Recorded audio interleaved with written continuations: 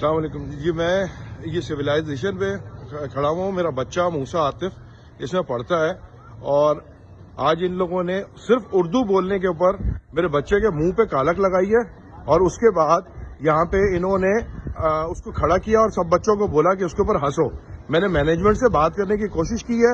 وہاں پہ سر علی ہوتے ہیں, انہوں نے اور ان کے جو پرنسپل ہیں انہوں نے اسٹریٹ اوے مجھے کہہ دیا کہ جی ہم کچھ نہیں کر سکتے.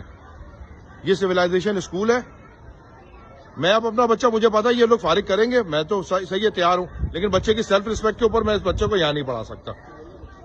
یہ نوزاد آباد بلاک جے میں یہ اسکول ہے.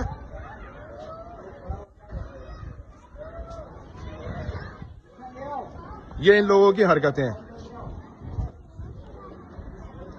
یہ میرا بچہ ہے, یہ اس کے منہ پہ انہوں نے یہ کالک لگائی ہے اور اس کے اوپر سب بچوں کو بولا ہے کہ ہنسیں. تو یہ آپ لوگ یہ دیکھ لیں, یہ سارے یہ اسکول مینجمنٹ ہے, یہ سویلائزیشن اسکول ہے.